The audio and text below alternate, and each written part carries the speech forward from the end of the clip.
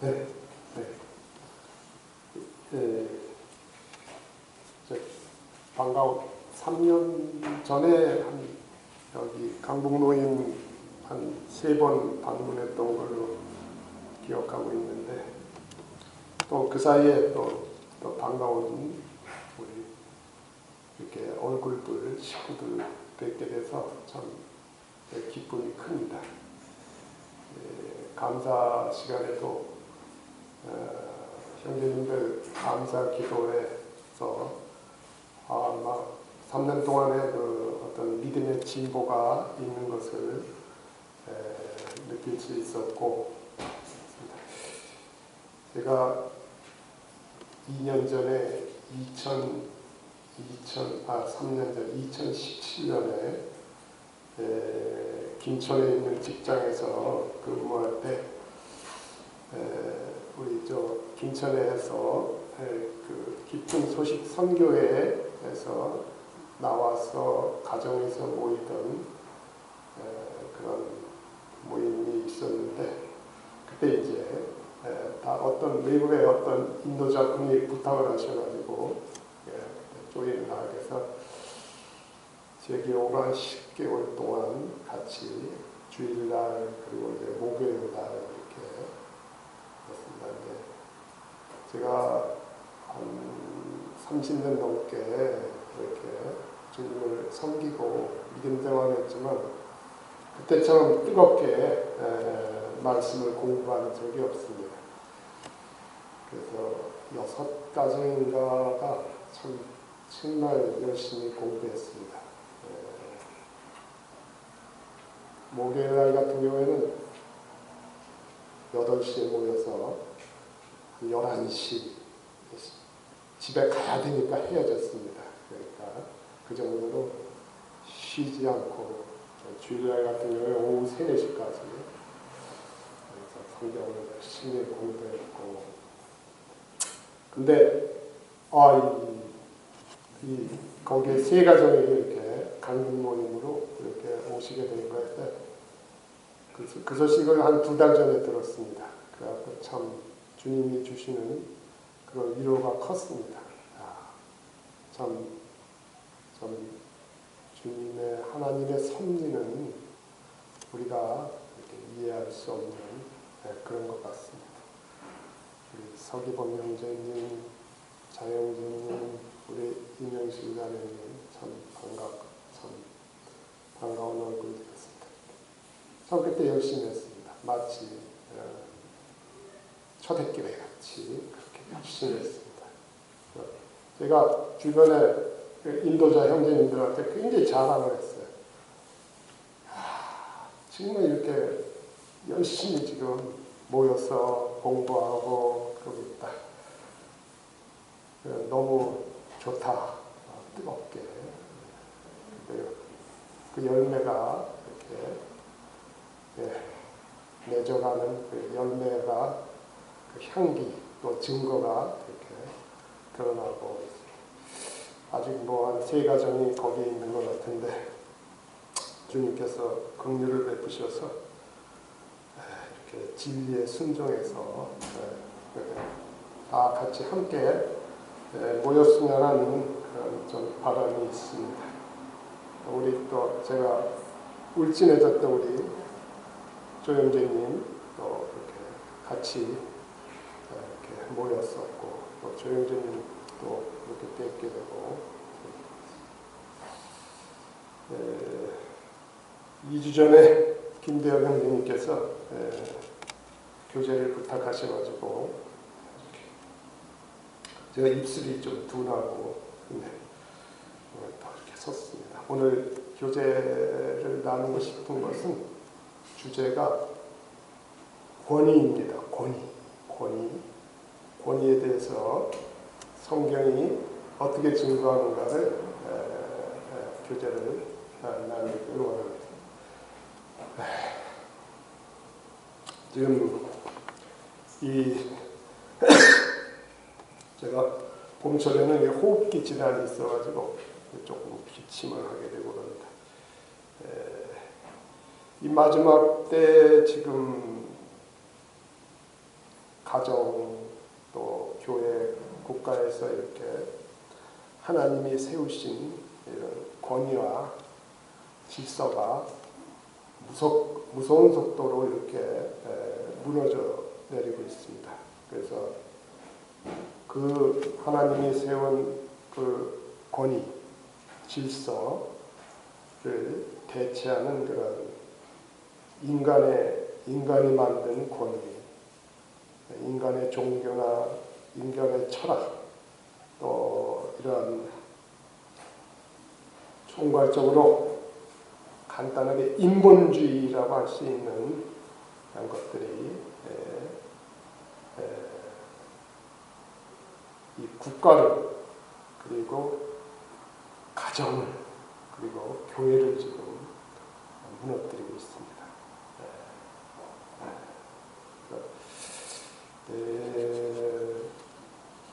아까 한 형제님께서 감사드리시면서 이렇게 언급하신 그런 부분들이 있습니다. 진화론이라든지 오늘 이 우리나라의 이제 차별금지법에 대한 논란이 많이 있습니다. 이런 것들이 다 이러한 하나님께서 세우신 권위와 질서에 대한 이 세상을 주관하는 자의 그러한 대적하는 그러한 활동들입니다. 지금 저희 나라에 지금 차별금지법이 2007년도에 거론됐습니다. 근데 이 미국이나 영국이나 이런 선진국에서는 일찍이 한 50년 전부터 그런 것들이 이제 그 영국이나 뭐 미국이나 유럽의 이렇게 선진국가들은 토대는 그분들의 그 국가의 무슨 헌법이라든지 여러 가지 토대는 기독교에서 기반을 둔 겁니다. 기독교의 기반을 둔 거기 때문에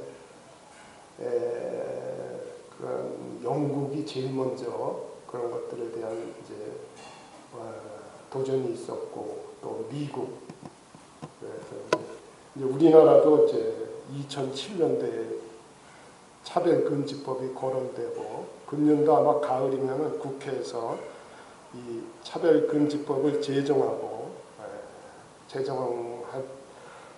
될 것으로 이렇게 좀 예상을 하고 있습니다. 미국의 같은 경우는 정확히 5년 전에 연방 대법원에서 이 미국 동성 결혼을 합법화했습니다. 동성 결혼을 합법화했어요. 처음에는 2003년도에 그 매사추세츠 주에서 동성 결혼을 합법화하기 시작했는데 이제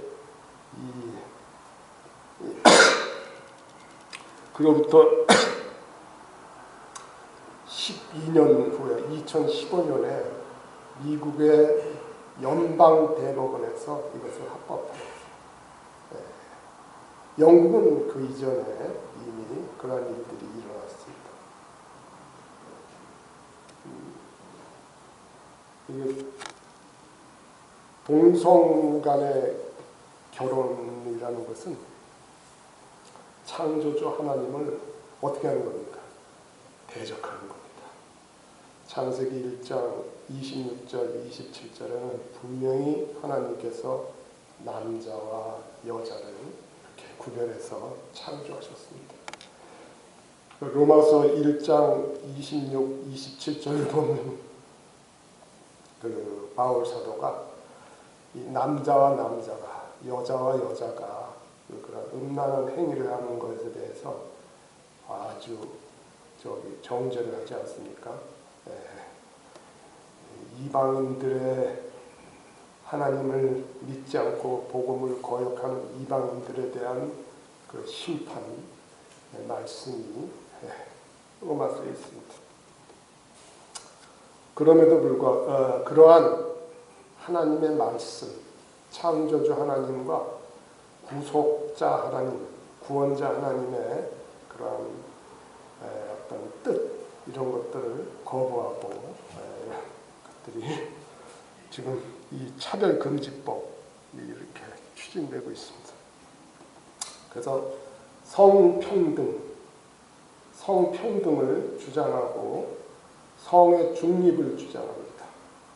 그분들은 아빠, 엄마라는 그런 단어를 아주 싫어합니다. 부모 1, 부모 2, 또 남편, 아내 이런 말 아주 싫죠. 파트너 1, 파트너 2. 그러니까 하나님께서 남자와 여자를 분명하게 구별해서 창조해 줬는데 그런 거를 이제 거부하는 거죠. 그리고 요새 뭐 잘 이렇게 들으시기는 힘드시겠습니다. 무슨 이런 젠더 이데올로기 아마 젊은 분들은 이런 말 많이 들을 거예요. 그래서 인간의 타락한 본성에 대한 특히 이 성욕 같은 거에 대한 이 하나님의 어떤 윤리, 보도 그러한 것들이 이제 율법에 이렇게 담겨 있고 또 우리 주님이 십자가 사역을 통해서 인류를 죄로부터 이렇게 구원하시기 위해서 심판을 받으셨는데 그러한 동성애 하나님께서 명백하게 아주 그 치욕스러운 그런 죄라고 규정하는 그런 것들을 합법화하고 있는 거죠. 동성 그 차별금지법이라는 게. 그래서 그 배경에는 그러니까 인간의 본성을 정당화하는 겁니다. 기존에는 기독교 또는 어떤 사회의 어떤 뭐 관습에 의해서조차도 그러니까 하나님을 안 믿는 사람들조차도 관습적으로 뭐가 있었습니까? 남자와 남자, 여자와 여자는 용납이 안 되는 거 있습니다. 사회 관습상. 근데 그런 것들이 법적으로 용납하는 거가 이게 차별금지법이에요.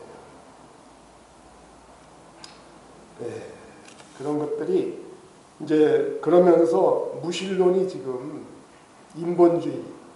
인본주의는 한마디로 무신론입니다. 거기에 무슨 타 종교와 이런 것들이 있습니다만 하여튼 그 타 종교는 전부 뭐를 부인합니까? 예수님이 하나님의 아들이라는 것과 하나님께서 인류를 죄에서 구원하시기 위해서 십자가에서 육신을 입고 이 땅에 오셔서 십자가에서 못 박혀 죽으셨다는 이 사실을 부인하는 게 모든 종교입니다. 그리고 특별히 이 무신론자들이 그 배경에 이렇게 어떤 기초가 되는 것들을 제공하고 있습니다. 그 퀴어 축제라는 게 2000년도에 우리나라에서 처음으로 열렸습니다. 그 퀴어 축제가 그야말로 광란이죠. 끔찍한 그 죄를 범한 자들이 자신들의 권리를 주장하면서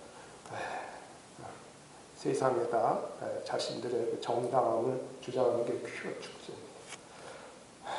이런 것들, 이런 퀴어 축제를 정당화하는 데 기여한 게 퀴어 신학입니다. 퀴어 신학. 이런 것들은 성경 말씀이 전부 하나님의 말씀이라는 걸 부인해요. 그러니까 성경에서 하나님의 말씀의 절대 권위를 부인합니다. 그리고 본질적으로 성경을 왜곡해서 해석을 하고 동성애는 죄가 아니다 라고 이제 결론을 내리는 거죠. 그 로마서에서 우리 바울 사도가 또 율법에 의하면 많은 그런 끔찍한 죄악을 죄가 아니다라고 이렇게 하고 있습니다. 그래서 이런 것들의 배경에 아주 기초적인 배경이 되는 게 뭔지 아십니까? 물론 이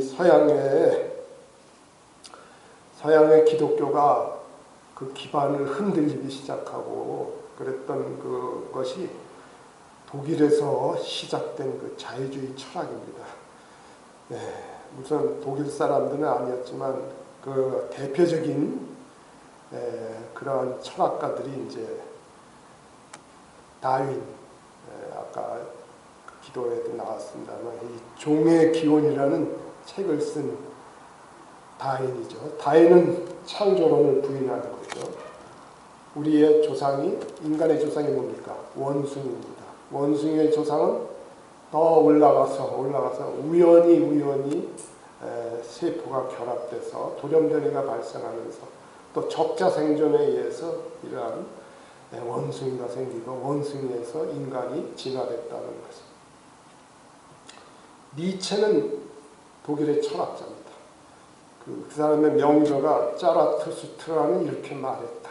그래서 신은 죽었고 신을 죽었고 우리에게 구원을 주는 자는 초인이라는 그런 저기를 했고 또 오스트리아의 그 프로이드라는 정신분석자 이런 자들이 이제 종의 기원을 필두로 해서 서양의 철학에 급격히 대두되고 기독교를 강타하고 거기서 이제 자꾸 이런 용어 써서 죄송합니다만 이 헤겔이라는 철학자의 그 제자가 있는 마르크스가 이제 그 유물론 마르크스이즘을 가지고 공산주의 운동을 일으켰다 실패합니다. 이 마르크스주의가 실패한 마르크스주의 막시즘이라고 해서 이런 막시즘이 이러한 그 다윈, 니체, 프로이드의 이러한 무신론이고 기독교적인 그러한 사상에 근거한 그러한 자신들의 그 이념을 이렇게 퍼뜨리기 시작하면서 이제 그 실패한 마르크스주의가 이제 그러한 데서 어떤 토대를 얻어서 오늘날 이제 이 무신론으로 하고 특별히 68혁명이라는 게 있습니다. 오늘날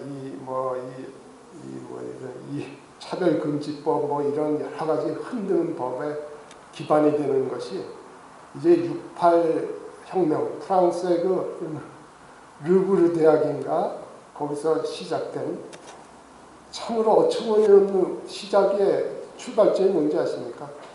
한 남학생이 여학생 기숙사를 마음대로 드나들 수 있도록 허락해달라고 학교에다가 했는데 그것이 학교에서 당연히 거부당했죠. 그러면서 이제 학생들이 운동을 일으킵니다. 권위주의 또는 기성체제에 대해서 반발하고 여성해방 또 다양한 그 가치관을 존중해달라는 이러한 그러한 것이죠. 그러한 운동을 일으킵니다. 이런 것들이 비록 그 해방운동이 5월에 항상 5월에 일어납니다. 5월에 일어나서 실패했지만 그 외적으로는 실패했지만 내적으로는 이제 오늘 이 세계를 무신론과 이러한 이 차별금지법 같은 성차별을 금지하는 이러한 것들로 인해서 지금 세계의 선진 기독교 국가들의 헌법들을 건드리고 그래서 이러한 어떤 집단, 평등, 공정, 분배 이런 것들을 구호로 외치면서 기존의 기독교의 그러한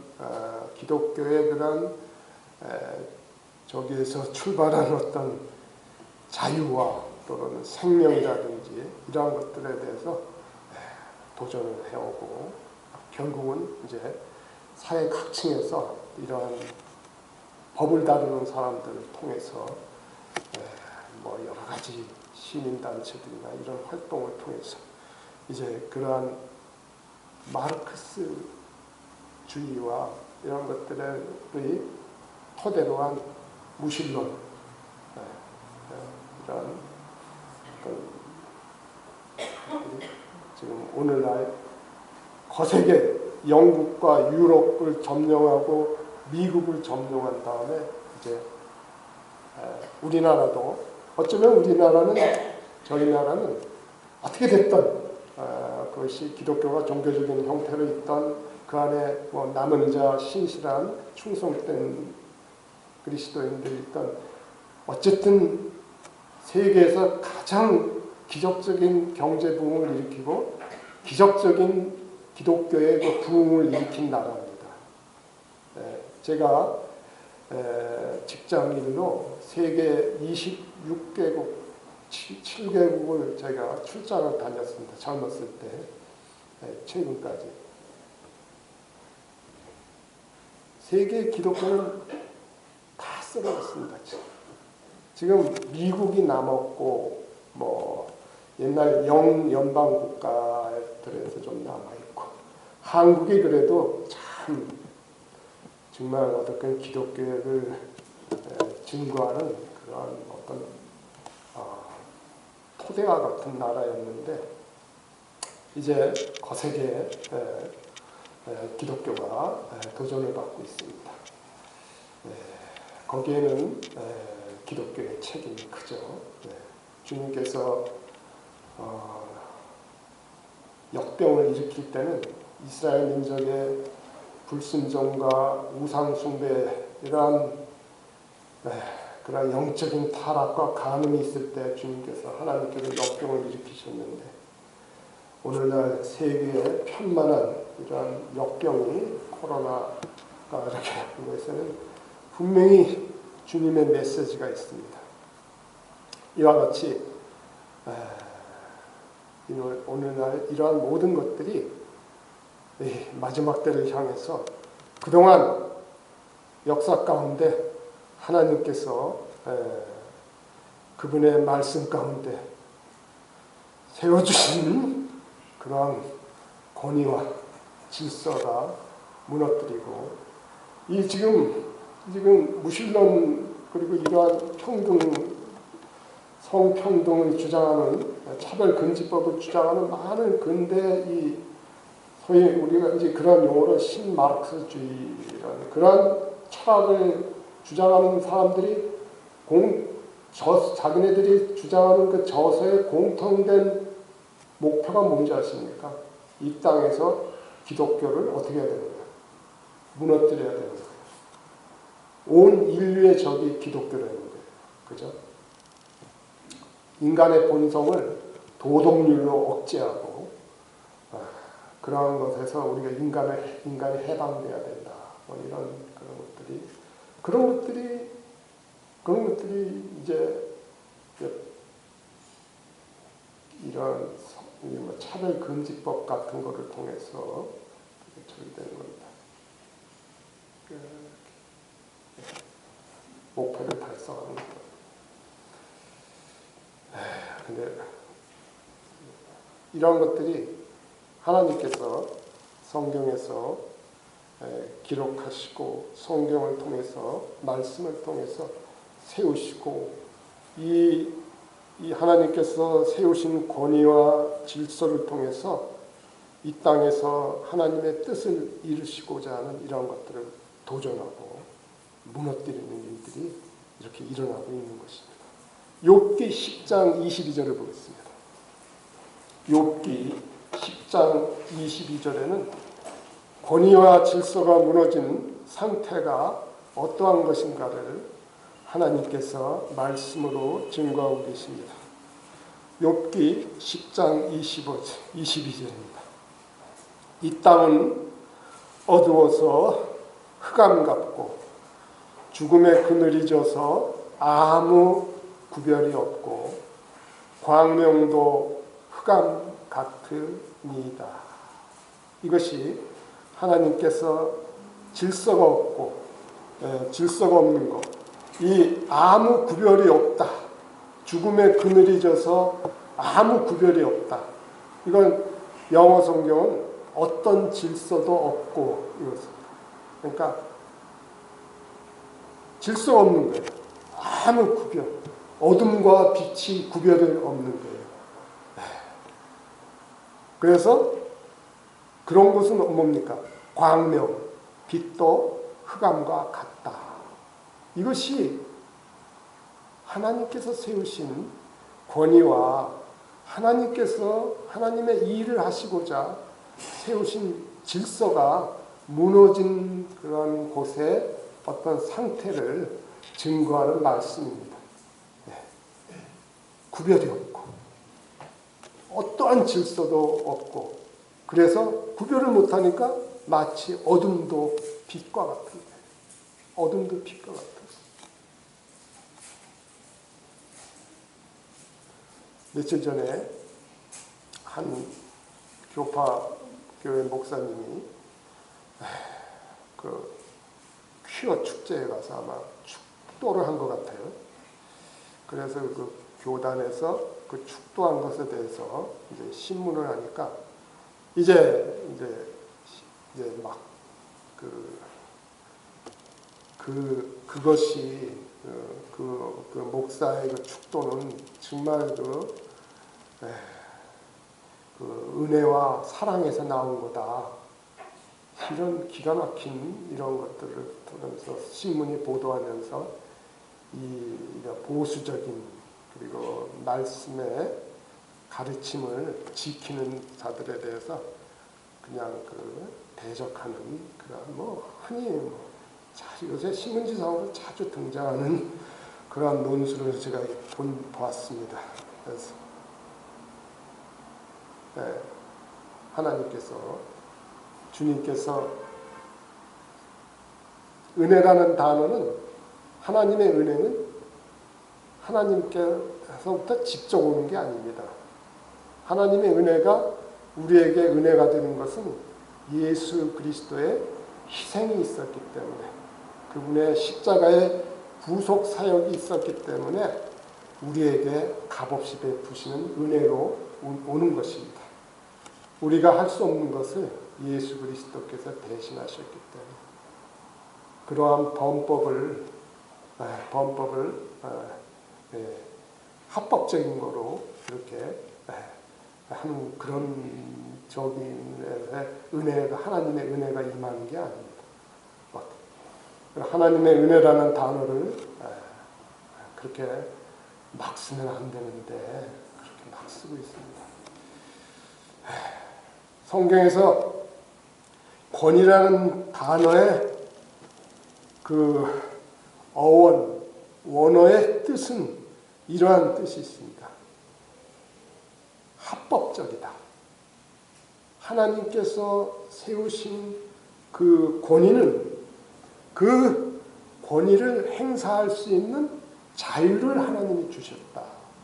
뭐냐면 하나님께서 주신 권위는 그 권위를 행사할 때 그 행사하는 그 결과는 행사하는 것은 합법적인 거예요. 하나님의 법에 맞는 거라는 거예요. 하나님의 법에 맞는 거.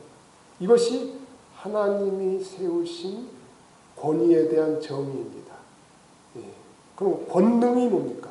권능, 권세, 힘이라는 것은 이러한 어떤 일을 하나님의 일을 행사할 수 있도록 하나님께서 그분의 뜻을 우리 가운데 이루시기 위해서 우리에게 주신 능력을 권능, 권세, 힘이라고 하는데 권위라는 것은 뭐냐면 그러한 권능을 행사할 수 있는 권리인 것입니다. 권리인 것입니다. 그래서 하나님의 권위는 하나님을 대표해서 우리가 하나님께서 세우신 그 권위가 행사될 때 하나님의 일이 우리 가운데 이루어지고 하나님께서는 그러한 권위를 세우셨을 때 하나님께서 반드시 질서 가운데 이루어지도록 이러한 빛과 어둠이 같은 어떠한 질서도 없는 그러한 무법의 상태, 카이오스 그런 걸 갖다 카이오스라고 그러죠. 카이오스의 상태에서 하나님께서 일하시지 않습니다. 하나님께서 창조하셨을 때 하나님은 질서에 따라서 하나님께서 세우신 질서에 따라서 만물을 창조하셨습니다. 하나님께서 예수 그리스도를 통해서 십자가에서 구속의 사역을 완성하셨을 때 그리고 부활하신 예수 그리스도로 말미암아 이 땅에 하나님의 왕국이 세워지고 하나님 이 땅에 통치자가 있을 때는 반드시 하나님이 세우신 권위와 하나님의 질서에 따라서 그러한 일들을 이루어지도록 하나님께서 이렇게 다 세우셨어요. 창조와 구속에 있어서 하나님께서는 질서를 권위를 세우시고 그 권위에 따라서 그 질서에 따라서 하나님께서 뜻을 이 땅에서 이루시면서 예수 그리스도를 통해서 이루어지는 일들로 인해서 하나님께서 영광을 받으시는 것이 하나님의 영원한 목적이시고 하나님의 경륜의 주제입니다.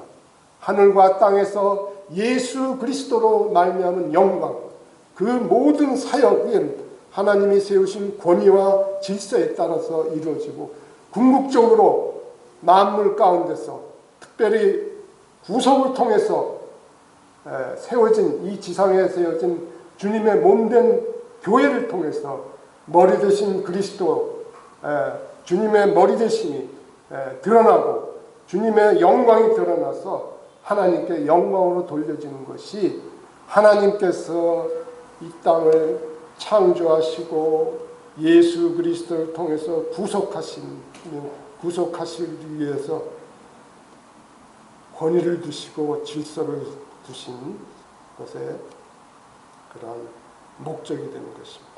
그래서 이 하나님께서 그러한 뜻을 이루시기 위해서 그분이 세우신 권위와 그분이 세우신 질서에 따라서 이제 역사를 주관하시고 국가를 주관하시고 교회를 세우시고 하나님께서 교회를 세우신 목적이 뭡니까? 지역교회의 목적이 뭡니까? 지역교회는 살아계신 하나님을 증거하는 것입니다. 살아계신 하나님을 증거하는 거예요. 어떻게 증거합니까? 머리 되신 그리스도, 머리 되신 그리스도의 영광을 드러냄으로 인해서 이 안에 하나님께서 살아계신다는 것을 증거하는 것이 지역교회를 이 땅에서 세우시고 그리스도께서 보배로운 피를 흘리시고 값주고 사셔서 세상 가운데서 불러낸 무리들이 그죠? 지역마다 우리 주님의 이름으로 모여서 말씀에 순종하고 주님의 그 죽으심을 기억하고 잔과 떡으로 또한 여러 가지 말씀에 순종하는 집회를 통해서 궁극적으로 뭘 드러내는 것입니까? 교회, 머리 되신 교회, 머리 되신 그리스도, 몸된 교회, 머리 되신 그리스도와 몸된 교회 하나됨 가운데서 머리 되신 그리스도를 드러내고 그로 말미암아 하나님께 영광을 받으시는 것이 바로 하나님께서 이 세상을 창조하시고 또한 구속하시고 그러한 가운데 질서, 권위를 두셔서 그분의 뜻을 끊임없이 오늘날까지 하나님께서 일하시는 그러한 양식을 세우신 것입니다. 질서에 대해서 신약성경에서 많이 증거하고 있습니다. 신약성경에 보면 규모라는 단어가 나와요. 저희가 한번 데살로니가 후서 3장 6절을 한번 보겠습니다. 데살로니가 후서 3장 6절 형제들아 우리 주 예수 그리스도의 이름으로 너희를 명하노니 규모 없이 행하고 우리에게 받은 유전대로 행하지 아니하는 모든 형제에게서 떠나라. 7절에 보니까 어떻게 우리를 본받아야 할 것을 너희가 스스로 아나니 우리가 너희 가운데서 규모 없이 행하지 아니하며 사도들도 어떻게 했습니까? 지역교회에 와서 교회에 와서 사역을 했을 때 질서 있게 하나님이 주신 권위에 따라서 사역을 했어요. 여기 질서라는 단어는 규모 있다는 단어는 군대가 오와 열을 맞춰서 행군할 때 쓰는 그러한 단어입니다. 주님께서는 이렇게 그분이 창조하신 이 만물 가운데 그리고 구속을 통해서 피 흘려 사신 교회 안에서 이러한 권위와 질서를 통해서 하나님을 증거하고 하나님의 일을 이루시며 영광을 받으시는 것입니다. 그래서 이러한 하나님의 질서 또는 이런 하나님의 질서는 그야말로 아름다운 것입니다. 하나님께서 질서를 세우셨을 때 질서에 수반되는 것은 조화와 아름다움입니다. 이것이 그리고 그 아름다움이 영광으로 드러나는 거예요. 이 땅에서 가장 하나님의 권위와 질서와 그 질서의 순종함을 통해서 그러한 조화와 아름다움이 영광으로 드러나는 곳이 어디입니까? 이 땅에서 바로 지옥교회입니다. 지옥교회가 그러한 곳입니다. 하나님께 모든 권위의 근원은 누구입니까? 하나님이 근원입니다. 하나님이 모든 권위를 어떻게 했습니까? 만드셨습니다. 왜? 아까도 말씀드렸지만 권위라는 것은 뭡니까? 무슨 일을 하기 위한 권리입니다. 하나님께서만이 그 마음껏 그 권리를 행사할 수 있는 자유를 가지신 분이죠. 그죠? 그래서 하나님께서 모든 권위의 근원이 되시기 때문에 하나님께서 오지 않는 권위는 참된 권위가 아닙니다. 그죠? 하나님께서 오지 않는 권위는 참된 권위가 아닙니다. 오늘 이 로마서에 보면은 각 사람은 위에 있는 권세들에게 굴복하라. 권세는 하나님께로 나지 않음이 없나니 모든 권세는 다 하나님의 정하신 바라. 그렇습니다. 그래서 이 가정과 교회와 또는 국가 또는 왕국, 나라의 모든 그러한 권위는 하나님께로부터 온 것입니다. 이 오늘날 이제 그 권위가 다 무너지고 있습니다만 그 권위를 무너뜨린 최초의 장본인이 누굽니까?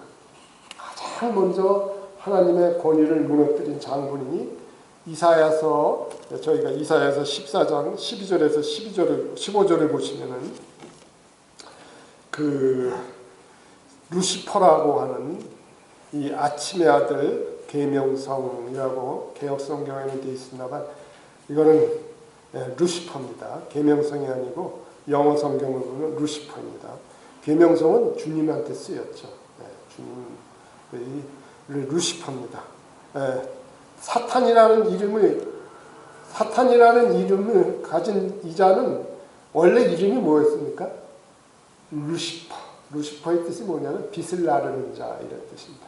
그가 이제 이사야서 14장에서 보니까 이제 하나님을 대적합니다.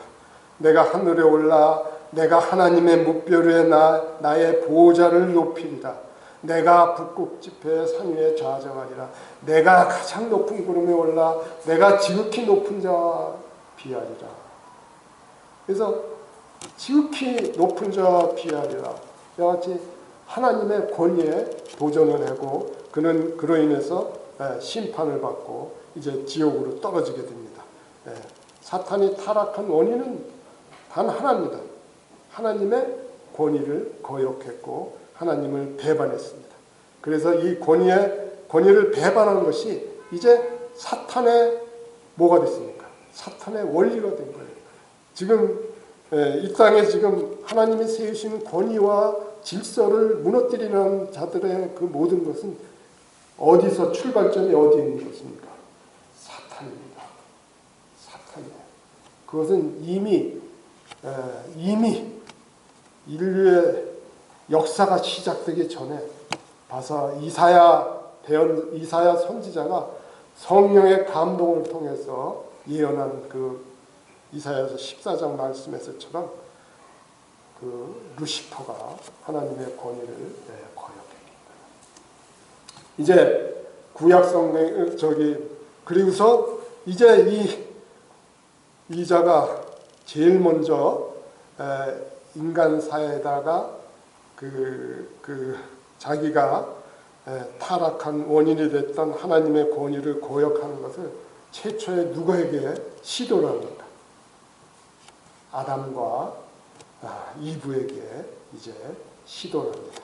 그래서 이 아담은 하나님께서 만물을 다스리는, 하나님께서 아담을 먼저 창조하시고 다음에 이브를 창조하십니다. 하나님 앞에 아담과 이브는 남자와 여자로서 동등합니다. 그러나 하나님께서 일을 하시려면 질서가 필요하잖아요. 그죠? 누구를 통해서 일을 하셔야 되잖아요. 질서가 왜 있습니까? 동등하기 때문에 질서가 있는 거예요. 하나님 앞에 동등한 자들이 여럿이 있어요. 이런 여러 사람들이 하나님께서 어떤 질서를 주지 않으면 어떻게 됩니까? 마구 혼란스럽게 되잖아요. 하나님은 질서의 하나님이시죠. 그죠? 화평의 하나님이세요. 하나님께서 일하실 때는 반드시 질서를 통해서 일하시기 때문에 하나님께서 동등하신 성도들 안에 하나님께서 일하실 수 있는 질서를 두셨어요. 누구를 통해서 일하십니까? 하나님께서 인도자를 통해서, 장로 형제님을 통해서 일하시는 것이, 그게 하나님께서, 그럼 장로 형제님하고 우리 형제님들이, 여기 자매님들 그때는 다 형제님입니다. 그죠? 형제님이라는 단어에는 자매님들도 다 포함됩니다. 주님 앞에 장로 형제님하고 우리가 차별이 있습니까? 다 동등합니다. 근데 주님께서는 특별히 일을 하시기 위해서 대표 권위를 두실 때 장로님, 인도자를 통해서, 그래서 인도자를 통해서 일을 하시기를 원하셔서 그러한 질서를 세우신 거예요. 그러니까 우리는 그러한 질서에 순복해야 되는 것입니다. 순종해야 되는 것. 아담과 이브가 하나님 앞에 차별이 있습니까? 성차별을 반대하고 이런 자들은 하나같이 여성의 해방을 주장하고 이러한 차별된 이러한 인권, 여자들이 차별받는 인권, 성노예와 이런 온갖 저기라는데 그거는 성경 말씀이 아닙니다. 하나님께서는요, 남자와 여자를 철저하게 동등하게 창조하셨어요. 다만 하나님께서 일을 하시기 위해서 순서를 정하셨어요. 어떤 순서를 따라 일하시기를 원하십니까? 창조하신 순서에 따라서. 누구를 먼저 창조하셨어요? 남자를 먼저 창조하시고 여자를 창조하셨기 때문에 하나님께서 남자와 여자 사이에서 일을 하실 때는 남자에게 권위를 주셔서 남자를 통해서 일을 하도록 하셨어요. 여자는 남자의 그 권위에 순종하면 되는 겁니다. 그거는 차별이 아닙니다. 동등하신 하나님께서 동등하게 창조하신 남자와 여자 사이에서 하나님께서 그분의 일을 하시기 위해서 순서를 정하셨을 뿐입니다. 예수 그리스도께서 하나님과 함께 계셨을 때 이 땅에 육신을 입고 이 땅에 오시기 전에는 아버지와 아들과 영이 함께 계셨어요. 신격 안에 삼위일체 신격 안에 함께 계셨어요. 거기에 무슨 권위가 있습니까? 거기에 권위가 있습니까? 신격 안에 같이 계셨는데 아버지와 아들과 영이 하나 된 가운데 있었을 때 주님이 육신을 입고 이 땅에 오셨을 때는 어떻게 하셨습니까? 아들이 아버지의 권위에 순종하셨습니다. 그는 아버지와 아들 사이에 무슨 차이가 있습니까? 다만 아버지께서 인간들을 구원하시기 위해서 갈보리에서의 구속사역을 성취하시기 위해서 아들로 하여금 육신을 입고 이 땅에 오셨습니다.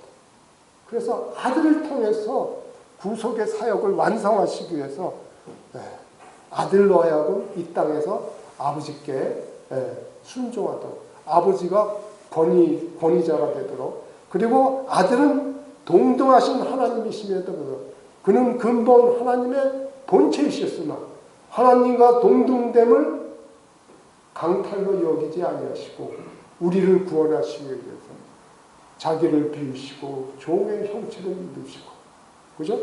사람들과 같은 모습이 되셨고 사람의 모양으로 나타나서 죽기까지 복종하셨으니 곧 십자가에 죽으십니다. 바로 이러한, 심지어 하나님이신 예수 그리스도마저 하나님께서 하나님의 뜻을 이루시기 위해서 하나님께 순종하고, 이런 것들이, 이 권위라는 것이 그러한 하나님의 뜻을 이루시기 위해서 하나님께서 그 일을 하시기 위해서 세우신 것입니다. 근데 이 사탄의 타락이 왔을 때 어떻게 했습니까? 이브가 사탄의 유혹을 받았을 때 아담하고 상의를 했습니까? 만일 이브가 하나님이 머리로 두신 아담의 권위에 순종해서 그 문제를 가지고 스스로 결정해서 따먹지 아니하고, 이브가 어떻게 스스로 결정했습니까? 먹기에 좋고 눈으로 보기 아름다우며 사람을 지혜롭게 할 만큼 탐스럽다.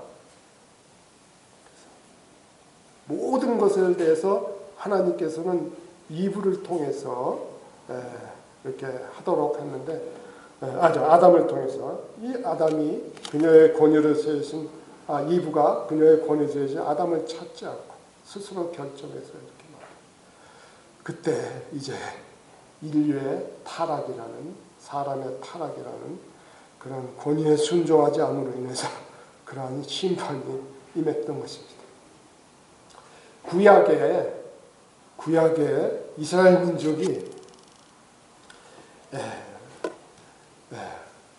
민족이 이제 가나안 땅으로 들어가는 많은 그런 이집트를 주님의 그 권능의 손 아래 이제 이집트에서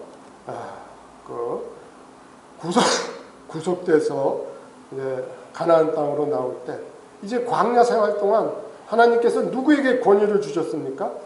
이스라엘을 가나안 땅으로 인도하시기 위해서 하나님께서 누구를 인도자로 세우셨어요? 모세를 세우셨어요.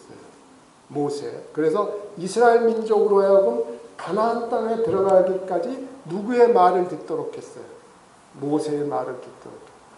하나님을 대표하고 하나님의 말씀을 대신 전할 수 있는 그 권위를 모세에게 주셨을 때, 이스라엘이 중에 그 모세의 권위에 불순종함으로 인해서 심판을 받는 그런 사건들이 나오고 있습니다. 물론 제일 먼저 권위에 불순종한 사건은 이제 아론의 네 아들이 있습니다. 첫째 아들과 둘째 아들이 나답과 아비우인데, 아비우가 제사장입니다.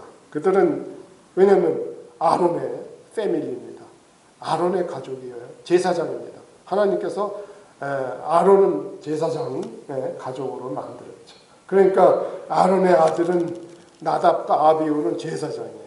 그러면 제사 드리는 권리가 있어요. 권리를 행사했죠. 근데 어떻게 행사했습니까?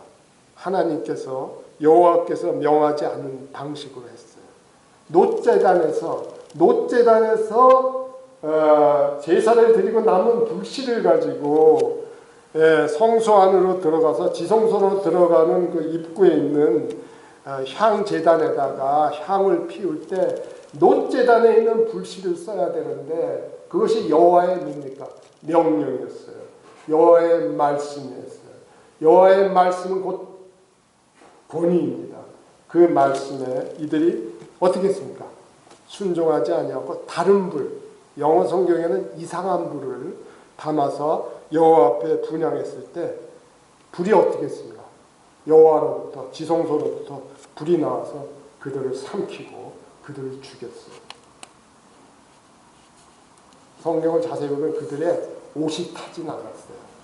몸만 탔어요. 네, 몸만 탔어요.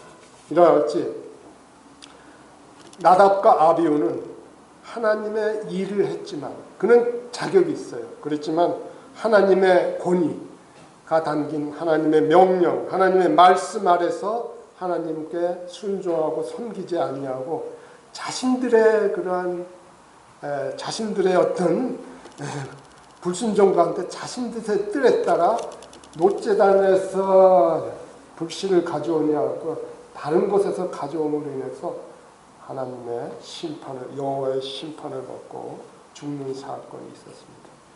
또 아론과 미리암, 자 아론과 미리암이 이제 민수기 12장에 가면 모세에게 반역을 일으킵니다. 뭐라고 그러냐면, 야 너만 뭐 말씀, 너만 뭐 여호와의 말씀을 너만 가졌어? 너만 뭐 대언자야? 너만 선지자야?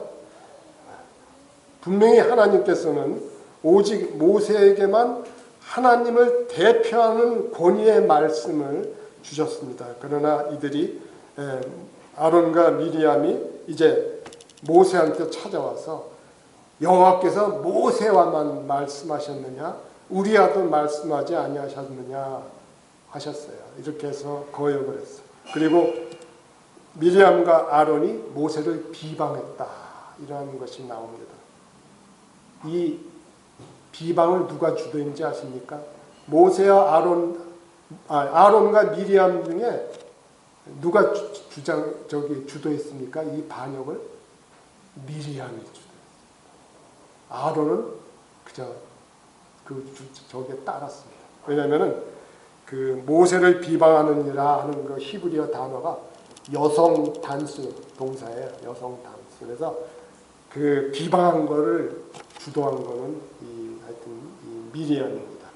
그래서 권위를 대적하는 죄를 범했을 때 하나님께서 그들을 향하여 진노하시고 떠나셨어요. 그 아론과 미리암의 권위에 대한 도전과 반역으로 인한 하나님의 심판이 미리암이 뭐에 걸립니까? 문둥병에 걸립니다. 일주일 동안 진영 밖으로 쫓겨나서 교제가 단절되고 그리고 이제 구름이 성막에서 떠나가고 하나님의 임재가 떠나갑니다. 미리암이 하나님께서 용서해 주실 때까지 이스라엘 진영은 이동을 못했어요. 구름, 하나님의 임재하심을 상징하는 구름이 그들을 떠났기 때문에.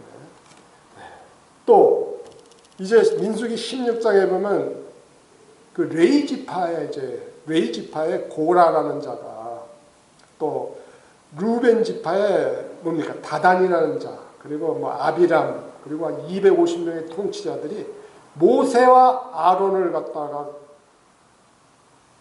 거스려서 대적을 합니다. 이유는 뭐냐면 야 니들은 너무 많이 가졌어.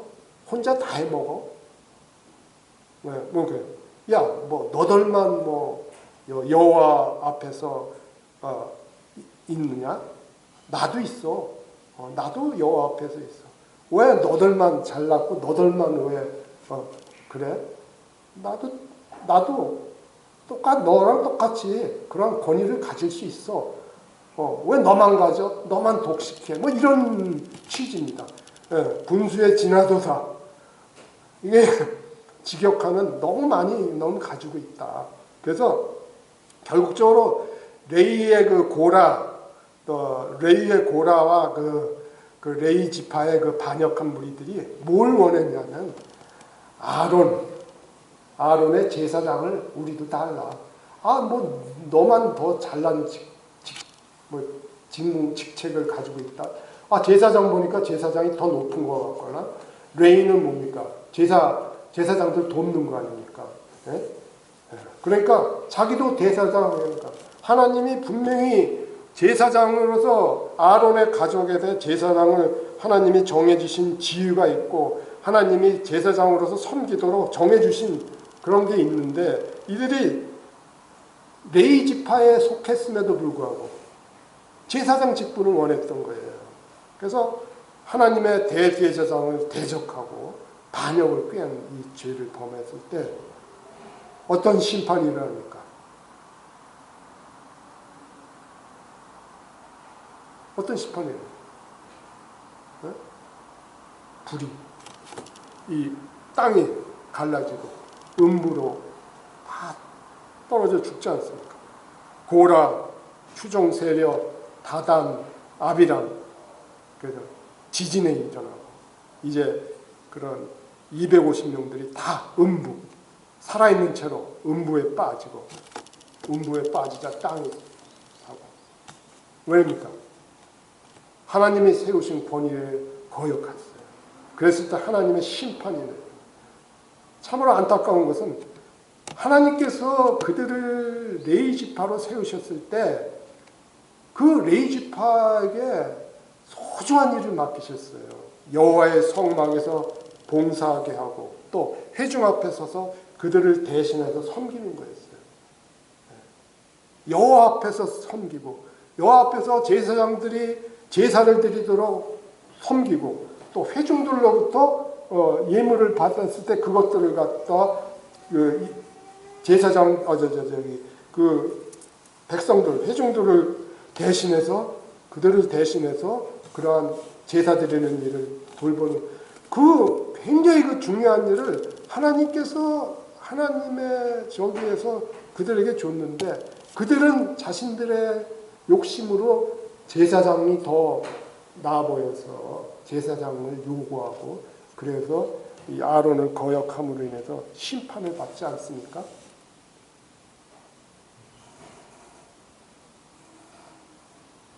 이것이 뭡니까? 이것이 하나님께서 그분의 뜻을 이루시기 위해서 이 땅에 그러한 권위와 질서를 세우시고 그러한 세우신 권위와 질서에 불순종함으로 인해서 일어나는 거예요. 그러니까 제가 지금 강조드리는 것은 하나님께서 어떠한 권위와 질서를 세우셨고 그것에 불순종하는 것이 어떠한 것인가 그리고 오늘날 교회 시대에 하나님께서는 어떠한 권위와 질서를 교회 안에 두셨는가 이런 것을 교제하고자 하는데 지금 시간이 너무 간 것 같습니다. 그죠? 얼마 지났나요? 예? 1시간 더 지났어요? 그럼 교제를 죄송합니다. 이게 시간 가는 걸 모르고 교제를 이만 마치고 식사한 후에